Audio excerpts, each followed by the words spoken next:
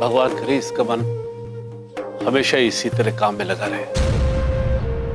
और मैं तो चाहता हूं कि इसके आने के बाद इसके चेहरे पर उम्मीद की किरण नजर आए।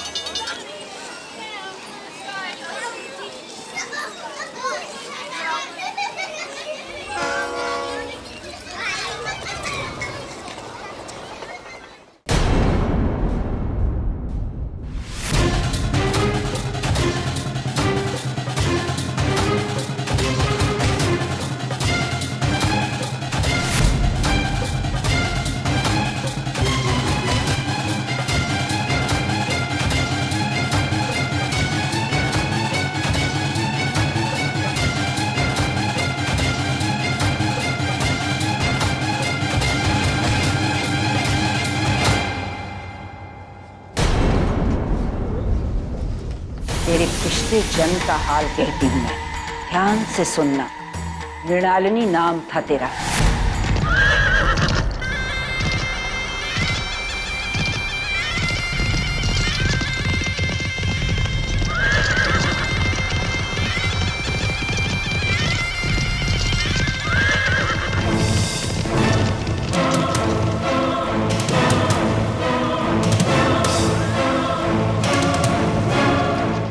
ये है तू मृणालिनी, एक रईस बाप ठाकुर धनपत जी की इकलौती औलाद।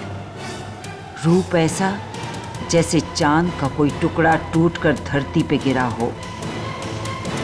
दुनिया के हर मर्द का सपना कि काश लाल जोड़ा पहने तो उसके आंगन में उतरे। किसी दर्पण ने बोल के गवाही नहीं दी कभी, लेकिन जानती तो मृणालिनी भी थी कि उसके जैसा रूप किसी के पास नहीं। इसी रूप का घमंड उसकी आत्मा को खा गया।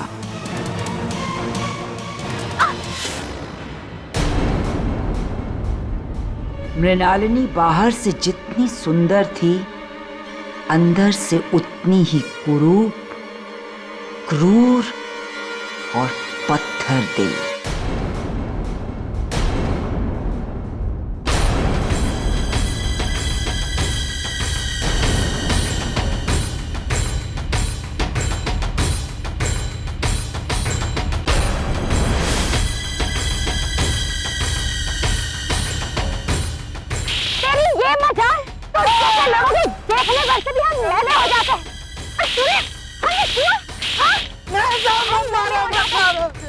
गलती हो गई। तेरी वजह से 8 से 10 दिन हमें गुलाब जल से नहाना पड़ेगा, तब जाकर कहीं तेरे छूने की घिन मिटेगी हमारे शरीर से। मृणालिनी के अंदर का जहर दुनिया से छुपा नहीं था। वो जो उसे अपनी दुल्हन बनाने के सपने देखते थे, उसके बारे में जान के अपने हाथों से उन सपनों को आग लगा देते कि कहीं गलती से भी सच न हो जाए। ना रूप काम आया, ना बाप का पैसा। शादी नहीं हो रही थी मृणालिनी की, और ऐसे में एक दिन मौत के दरवाजे पे खड़े उसके पिता ने उसकी शादी करवा दी कृष्णा से। कृष्णा धनपत जी के मुंशी जी का बेटा। धनपत जी जानते थे कि कृष्णा मृणालिनी के सारे जहर पी जाने की ताकत और सहन शक्ति रखता है, और बहुत प्यार भी देगा उनकी बच्ची को। और उन्हें विश्वास था अपने प्रेम और अच्छाइयों से मृणालिनी के अंदर की हर बुराई को खत्म करने की काबिलियत भी रखता है कृष्णा।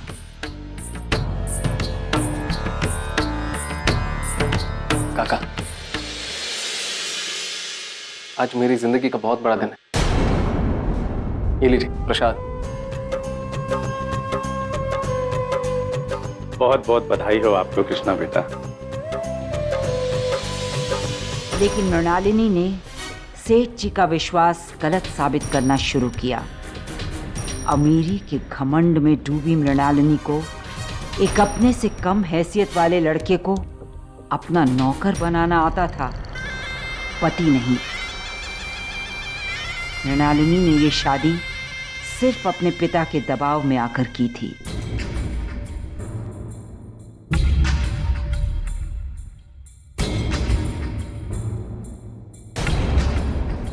शादी की सालगिरह मुबारक हो। जाओ यहाँ से।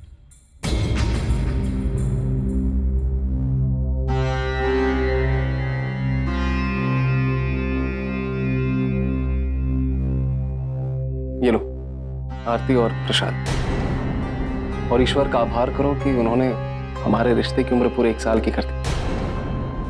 बकवास बंद करो।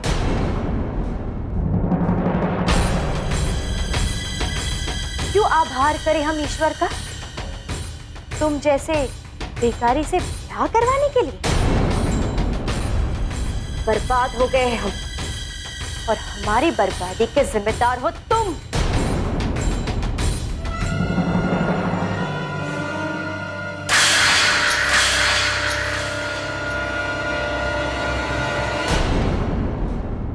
बेचारा कृष्णा लाख कोशिशों के बाद भी अपने प्यार के बदले प्यार न पा पाया। कृष्णा के ये सारे दुख तभी कुछ देर के लिए भागते जब वो अपने बचपन की सहेली माली की बेटी के साथ होता, तुलसी, जो उसे समझती थी, उसका सहारा थी और मन ही मन उसे चाहती भी थी। लेकिन ना कभी मन की बात होठों पे आई, न ब्याह हो पाया उसका कृष्णा से।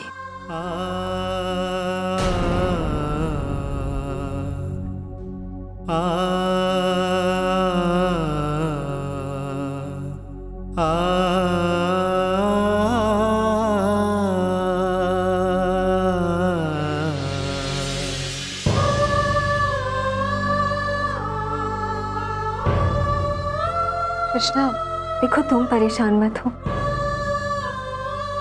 मृणालिनी जी को गुस्सा थोड़ा ज्यादा आता है, पर वो दिल से। जानता हूँ वो दिखाती नहीं है कि वो कितना प्यार करती है मुझसे, लेकिन तुलसी, मुझे विश्वास है कि एक दिन वो मेरे प्यार को देखेगी और ये भी समझेगी कि जो हम दोनों का रिश्ता है वो जन्म जन्म का। लेकिन शायद जानता नहीं था कृष्णा कि उसका सारा विश्वास, उसकी सारी उम्मीदें जल्दी ही टूटने वाली हैं। मृणालिनी, नहीं नहीं नहीं, मैं हाथ जोड़ता हूँ तुम्हारे, मत खाओ ये दवाई। हमारे प्यार की निशानी को ऐसे खत्म मत करो। मैं अपने बच्चे को ऐसे मरता हुआ नहीं देख सकता। मैं वादा करता हूँ तुमसे, मैं वादा करता हूँ तुम्हें कभी कोई तकलीफ नहीं होने दूंगा, और बच्चे का सारा ध्यान में रखूंगा, पूरा ख्याल में रखूंगा। तुम बस उसे जन्म दे दो, जन्म दे दो सच।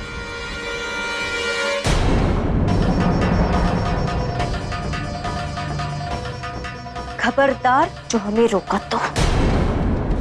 ये मनुष्य बच्चा आएगा तो हमारा रूप खा जाएगा। इसे जन्म देकर हम अपनी खूबसूरती नहीं गंवा सकते। इसे क्या, हम कभी भी किसी बच्चे को जन्म नहीं देंगे।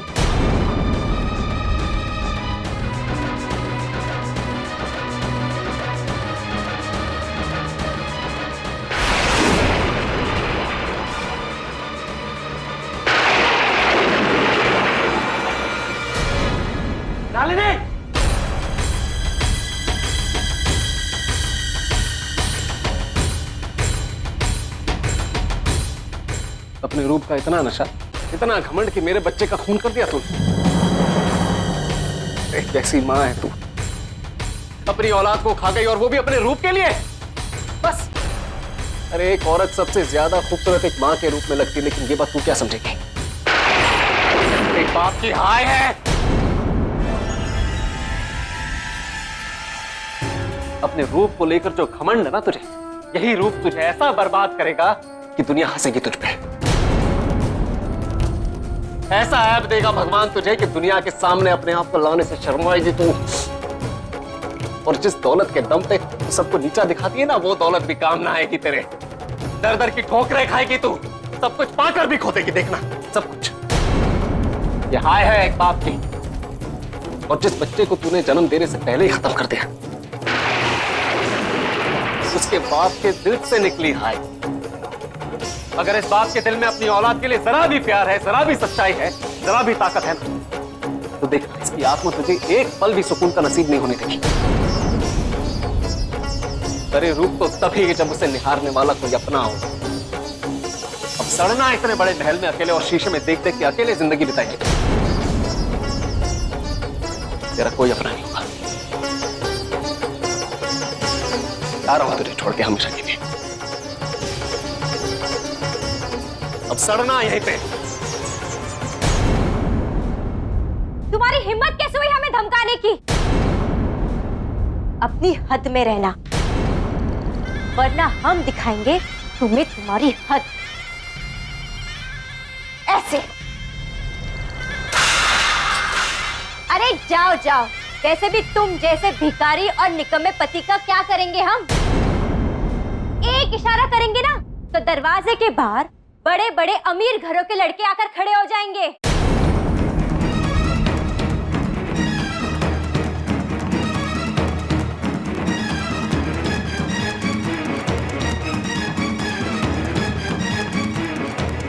कृष्णा,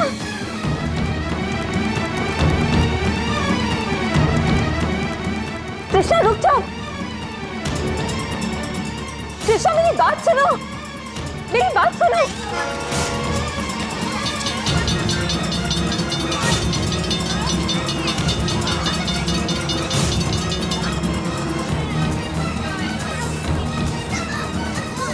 कृष्णा, कृष्णा रुको। कृष्णा, कृष्णा, कृष्णा रुक जाओ। कृष्णा, कृष्णा मेरी बात सुनो। कृष्णा,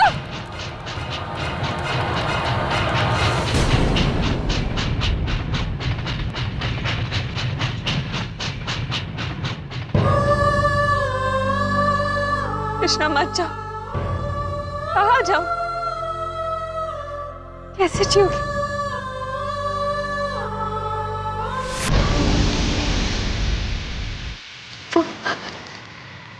वो लड़की सचमुच हम थे। नहीं, ये नहीं हो सकता। हम इतने पत्थर दिल कैसे हो सकते हैं? अब हम क्या करें? जो हो गया उसे तो बदल नहीं सकते, पर हम अपने दिल पे अपने इस किए का बोझ भी नहीं सह पाएंगे।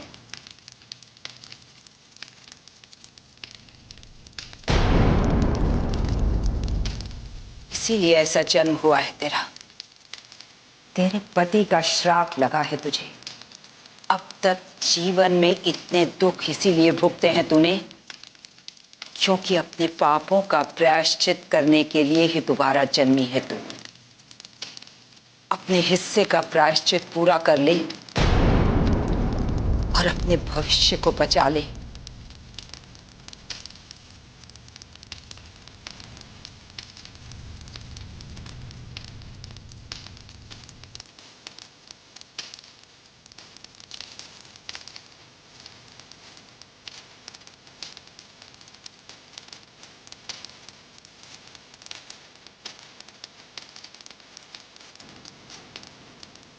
तो क्या इनका भी दूसरा जन्म है ये? हाँ, इसी से माफी मांगनी है तुझे। ये तुझे माफ करेगा तभी तुझे मोक्ष मिलेगा।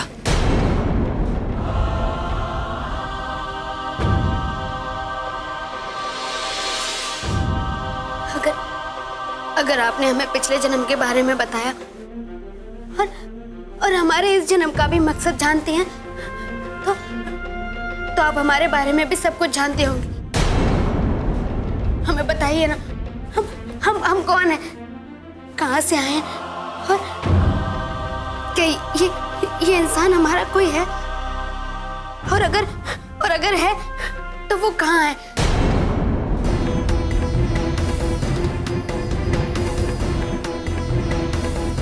अब सिर्फ आप ही हमारी मदद कर सकते हैं। हम अपने बारे में सब कुछ भूल चुके हैं। हम प्रायश्चित करें तो कैसे, इस इंसान को ढूंढे तो कैसे? आप हमारी मदद कीजिए। नहीं, तेरी मदद मैं तो क्या, कोई भी नहीं कर सकता। ये जो तेरे कष्ट, तेरी तकलीफें हैं, तेरे पापों की सजा है, तुझे इन्हें भुगतना ही होगा। मैं तो सिर्फ तुझे इसका एहसास दिला सकती थी। भगवान के आदेश के खिलाफ तो मैं भी नहीं जा सकती। लेकिन भगवान ने ही तो हमें आपसे मिलवाया है, शायद इसलिए ताकि आप हमें कोई रास्ता दिखा सके। अगर ऐसा होता तो तेरे कहने की जरूरत ही ना पड़ती, मैं खुद तेरी सहायता करती। जा, अपने पापों का बोझ खुद उठा और खुद अपना रास्ता ढूंढ।